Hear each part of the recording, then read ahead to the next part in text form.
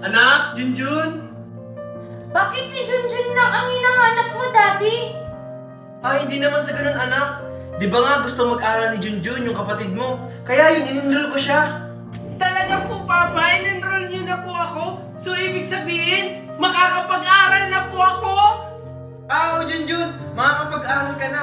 At hindi lang yun, parehas kayo ng school na papasukan ni Megan. Ano, Daddy? Parehas kami ng school ni Junjun? Hindi siya bagay doon! Pamayaman yung school namin! Hindi mga kagaya ni Junjun! Mukhang pulubi! Oo nga, Marco! Baka mapayaran tayo doon. Alam mo naman, kilala tayo sa school nila, Megan. Nakakaya sa mga classmate ko, Daddy! Baka malaman nilang may kapatid akong pulubi! Tama na nga yan. Tsaka Megan, hindi pulubi yung kapatid mo. Ganun pa rin yun! Galing pa rin siya sa basurahan! Ayusin mo lang talaga, Marco. At ikaw, Junjun, huwag na huwag kang magyayabang. Hayaan mo na sila, Junjun. Kakausapin ko sila. Oh, Yaya! Asikasuhin mo na yung baon ni Megan! Pababa na yun! Bilis! Asikasuhin mo na! Ay, sorry po, Ma'am. Ito na po. Asikasuhin na po. Bilisan mo na! Bilis! Akala mo siguro, Junjun, makakapasok ka ngayon sa school.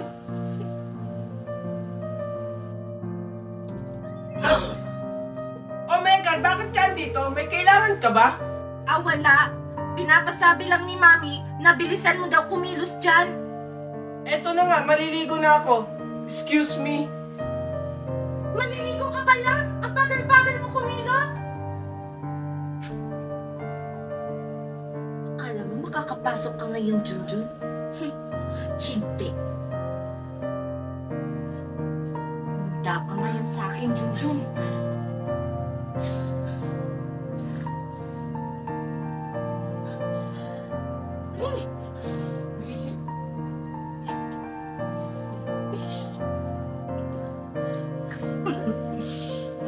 Oh, Junjun! Ba't ngayon ka lang naligo? Malilita kayo ni Megan, oh! Maaga pa naman po. Anong maaga? Huwag mo nga kayahin yung school mo dati sa school nila, Megan. Mami, nakahanda na po ako. Wait lang, Megan. Ito kasing isa, pabagal-bagal. No! Ayoko yung kasabay sa school, Mami. Mauna na lang tayo. Kung ayaw niyong kasabay si Junjun, ako na lang mag-aaral sa kanya. Sige, Junjun, magbihis ka na. Sige po.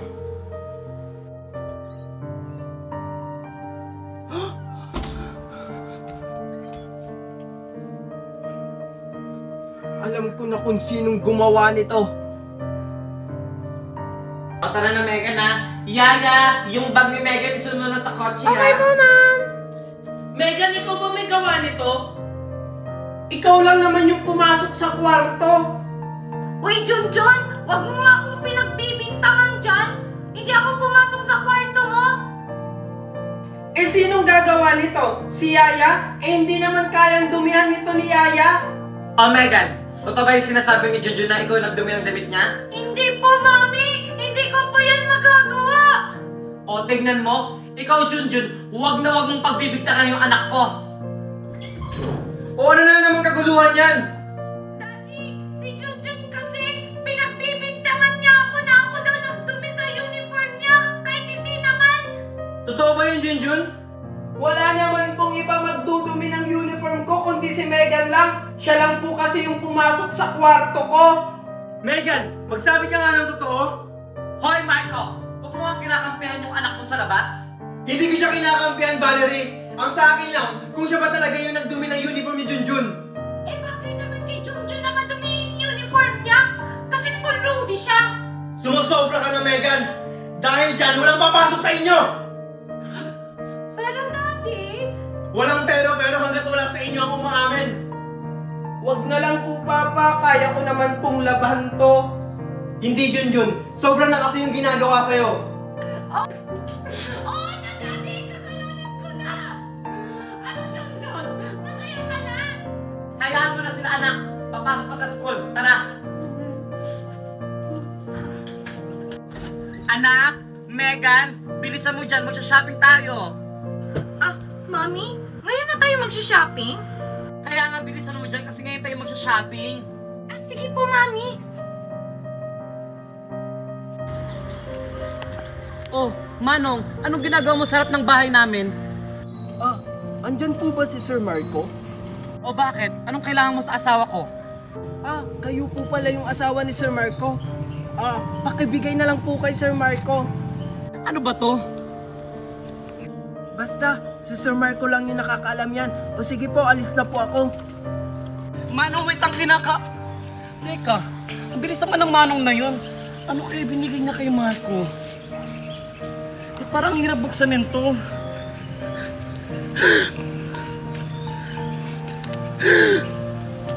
Mami, ano po yan? Ba't parang gulat na gulat ka?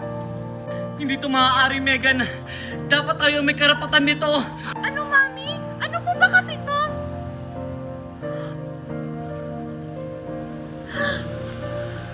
Hindi to maaari, Megan.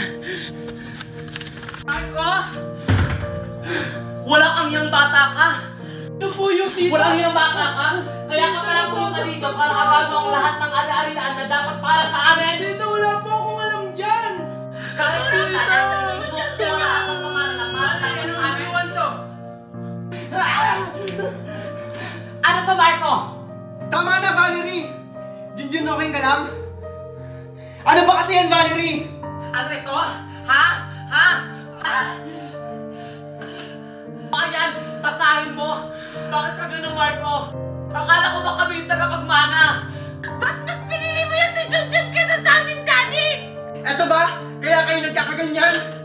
Ikaw, Valerie, kaya mo lang pala ako minahal dahil sa mga ari-arian na ipapamana ko? Hindi, Marco. Wala akong pakialam sa pamana na yan. Ang sa akin lang, bakit napunta lahat ng pamana sa bastardo mong anak? Hindi ito maaari, Megan. Kailangan may gawin tayong paraan. Wala na tayong magagawa, Mami, kasi pinirma na ni Daddy yung mga papeles. Hindi pwede ito, Megan. Gagawa tayo ng paraan. Hindi pwede kay Junjun mapupunta ang mana. Dapat sa atin lang. Pero ano namang paraan yung gagawin natin, Mami? Ako bahala, Megan. Mami, saan ka pupunta? Sama ko!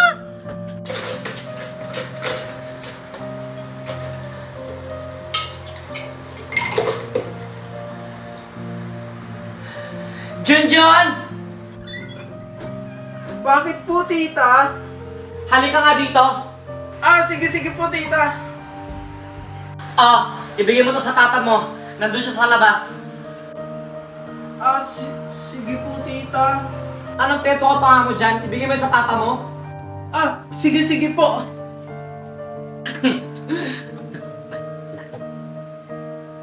Manong, pakilinisan na yung garahe dyan na after nyo dyan, pakibuhat na lang din to. Papa, inom muna po kayo ng juice. Salamat anak, nag-abala ka pa. Manda ka, Junjun. Teka, Junjun, ba't ganito yung lasa na ito? Tsaka, parang hindi ako makahinga. Tsaka parang nahihilo ako. Papa, ano nangyayari sa'yo?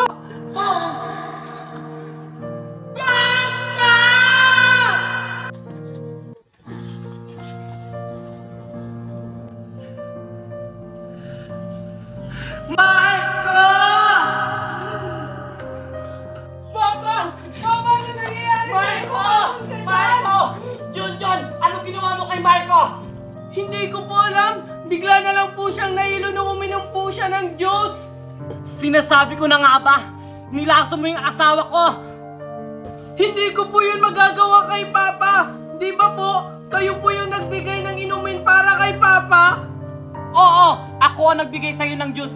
Pero sigurado ako, ikaw ang naglagay ng lason para patayin mo yung asawa ko at nakuha mo ang kayamanan. Walang hiya kang bata ka! Tulad!